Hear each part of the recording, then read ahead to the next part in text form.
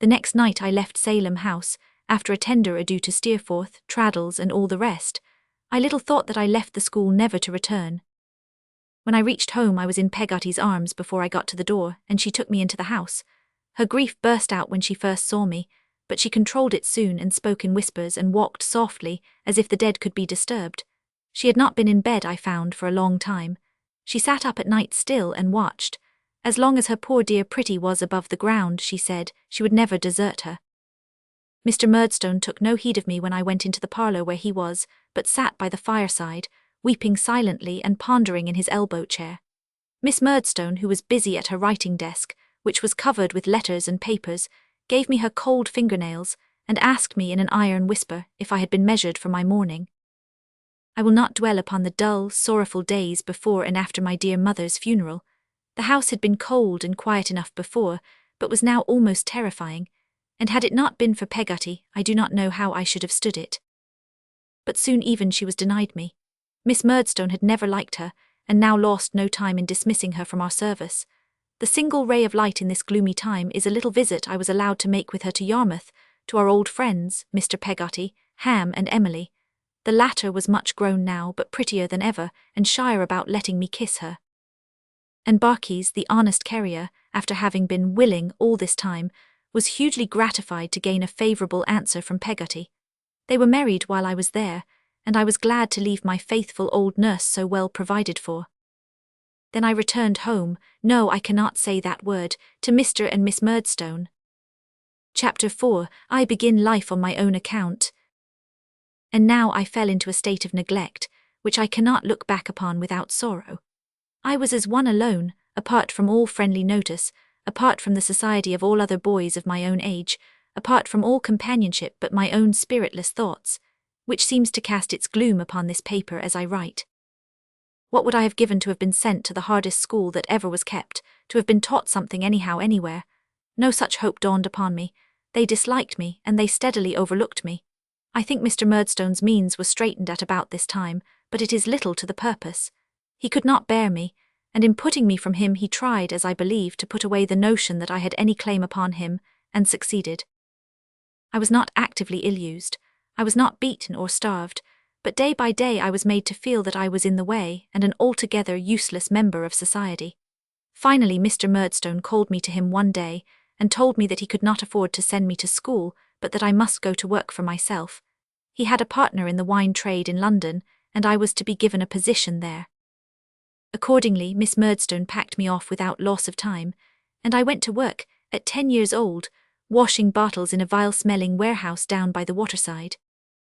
There were 3 or 4 of us boys, counting me, and I was shown how to work by an older lad whose name was Micawber, and who wore a ragged apron and paper cap. He introduced me to another boy by the queer name of Mealy Potatoes. I discovered, later, that this youth had started out with another name, but had been given this one on account of a pale, mealy complexion.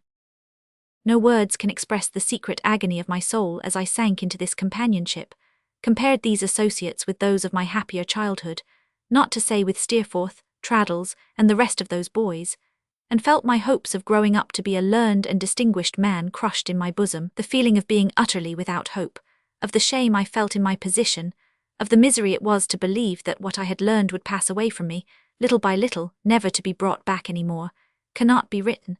As often as Micawber went away in the course of that forenoon, I mingled my tears with the water in which I was washing the bottles, but I was careful never to let the others see me in tears. I was given the splendid salary of 7 shillings a week for my services, and out of that I had to feed and clothe myself.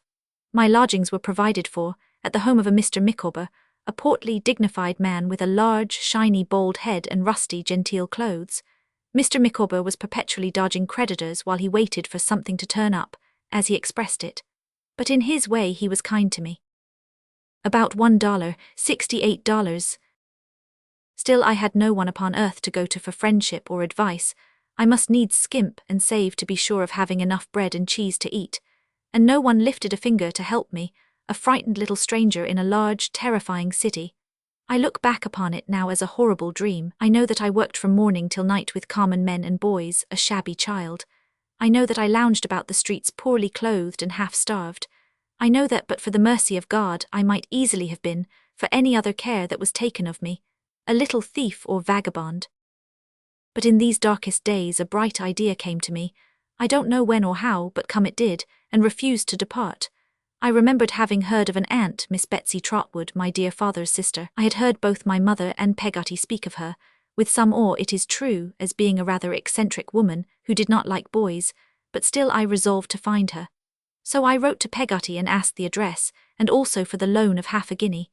I had resolved to run away and appeal to my aunt for protection. Peggotty's answer soon came with much love and the half guinea. She told me that Miss Betsy lived near Dover, but she couldn't say exactly where. This was vague enough but didn't deter me in the slightest. I worked my week out at the warehouse and, bidding Mick Walker and Mealy Potatoes goodbye, ran away forthwith. I may have had the notion of running all the way to Dover when I started. I had a small box of clothes and the half guinea, but a carter robbed me of both of them the first day.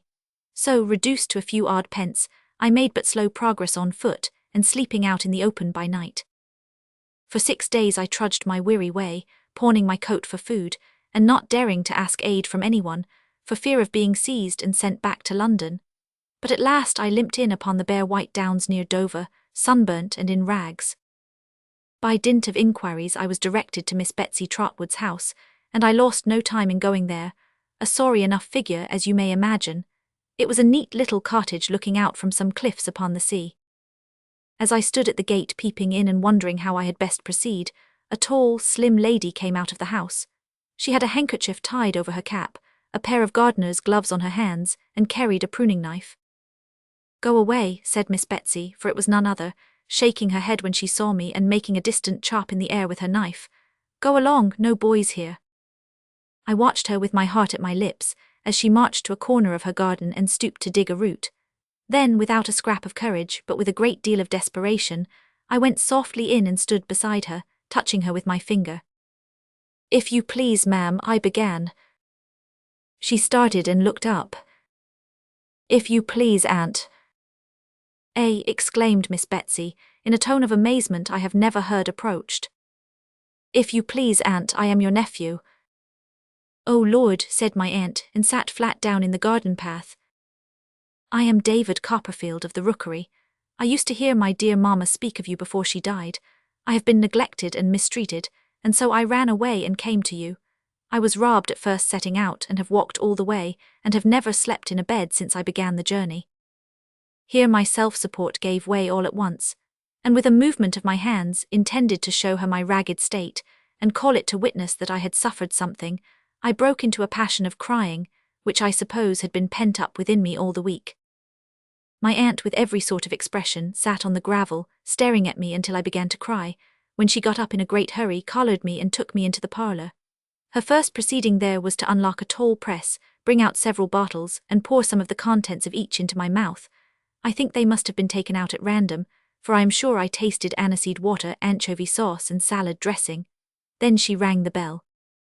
"Janet," she said when her servant came in, "go upstairs, give my compliments to Mr. Dick, and say I wish to speak to him."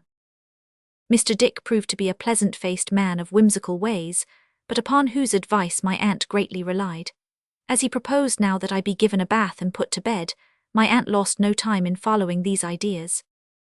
Janet had gone away to get the bath ready, when my aunt, to my great alarm, became in one moment rigid with wrath, and had hardly voice to cry out, "Janet, donkeys!" Upon which Janet came running up the stairs as if the house were in flames, darted out on a little piece of green in front, and warned off 2 donkeys that had presumed to set hoof upon it, while my aunt, rushing out of the house, seized the bridle of a 3rd animal, led him forth from those sacred precincts, and boxed the ears of the unlucky urchin in attendance. To this hour I don't know whether my aunt had any lawful right of way over that patch of green, but she had settled it in her own mind that she had, and it was all the same to her. The one great outrage of her life, demanding to be constantly avenged, was the passage of a donkey over that spot. No matter what she was doing or saying, a donkey turned the current of her ideas in a moment, and she was upon him straight. Jugs of water and watering pots were kept in secret places ready to be discharged on the offending boys. Sticks were laid in ambush behind the door, sallies were made at all hours, and incessant war prevailed. Perhaps this was an agreeable excitement to the donkey boys, or perhaps the more sagacious of the donkeys, understanding how the case stood, stubbornly delighted in coming that way. I only know that there were 3 alarms before the bath was ready, and that on the occasion of the last and most desperate of all, I saw my aunt engage, single-handed, with a sandy-headed lad of 15, and bump his sandy head against her own gate, before he realized what was the matter. These interruptions were the more ridiculous to me, because she was giving me broth out of a tablespoon at the time, having firmly persuaded herself that I was actually starving, and must receive food at first in very small quantities, and while my mouth was yet open to receive the spoon, she would put it back into the basin, cry, "Janet, donkeys," and go out to the assault. The bath was a great comfort, for I began to be sensible of acute pains in my limbs from lying out in the fields, and was now so tired and low that I could hardly keep myself awake for 5 minutes together. When I had bathed, they enrobed me in a shirt and a pair of trousers belonging to Mr. Dick, and tied me up in 2 or 3 great shawls. What sort of bundle I looked like, I don't know, but I felt a very hot one. Feeling also very faint and drowsy, I soon fell asleep. The next morning at breakfast my aunt said, with a determined shake of her head, "Well, I've written to him." "To whom?" I ventured.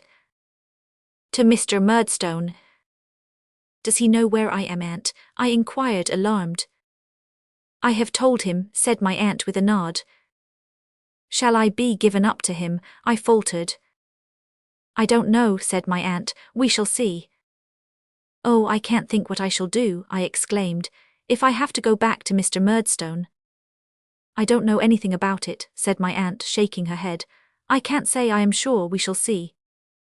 My spirits sank under these words, and I became very downcast and heavy of heart. For the next few days I felt like a criminal condemned to die, although my aunt and Mr. Dick both were very kind to me. Finally the day of the expected visit from Mr. Murdstone arrived, but without bringing him till late in the afternoon. Our dinner had been postponed, but it was growing so late that my aunt had ordered it to be got ready, when she gave a sudden alarm of donkeys, and to my consternation, I beheld Miss Murdstone, on a side saddle, ride deliberately over the sacred piece of green, and stop in front of the house, looking about her.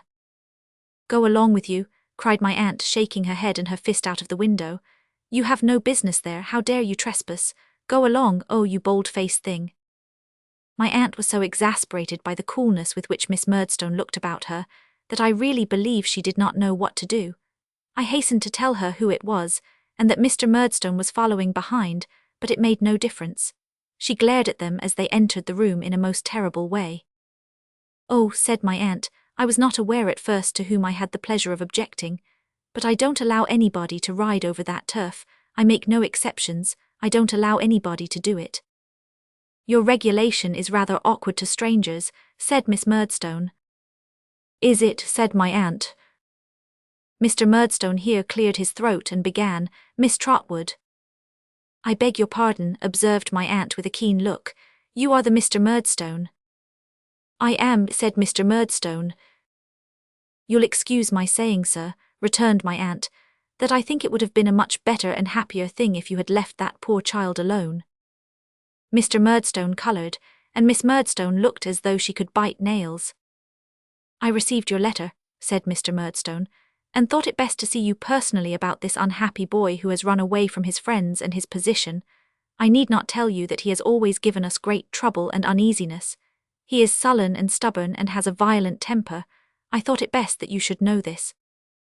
It can hardly be necessary for me to confirm anything stated by my brother," said Miss Murdstone, "but I beg to observe that, of all the boys in the world, I believe this is the worst boy." "Strong," said my aunt shortly. "But not at all too strong for the facts," returned Miss Murdstone. "Ha," said my aunt. "Well, sir." "Upon the death of his mother," continued Mr. Murdstone, scowling, "I obtained a respectable place for him."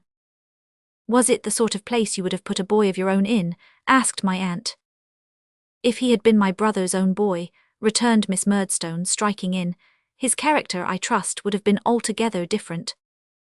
Or if the poor child, his mother, had been alive, he would still have gone into the respectable business, would he?" said my aunt. "I believe," said Mr. Murdstone, with a nod of his head, "that Clara would have disputed nothing which myself and my sister were agreed was for the best." "Humph," said my aunt. "Well, sir, what next?" "Merely this, Miss Trotwood," he returned. "I am here to take David back to take him back unconditionally, and to deal with him as I think right. I am not here to make any promise to anybody. You may possibly have some idea, Miss Trotwood, of abetting him in his running away. Your manner induces me to think it possible.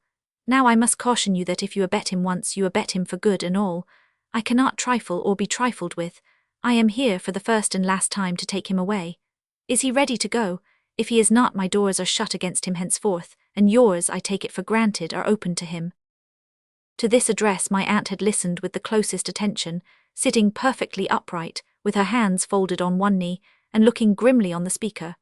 When he had finished, she turned her eyes so as to command Miss Murdstone, and said, "Well, ma'am, have you got anything to remark?"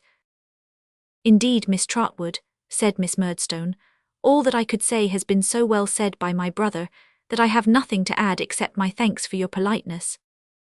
This ironical remark, however, was wholly lost. "And what does the boy say?" said my aunt. "Are you ready to go, David?"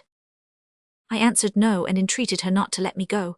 I said that neither Mr. nor Miss Murdstone had ever liked me, or had ever been kind to me. That they had made my mamma, who always loved me dearly, unhappy about me, and that I knew it well, and that Peggotty knew it. And I begged and prayed my aunt, I forget in what terms now, but I remember that they affected me very much then, to befriend and protect me for my father's sake. "Mr. Dick," said my aunt, "what shall I do with this child?"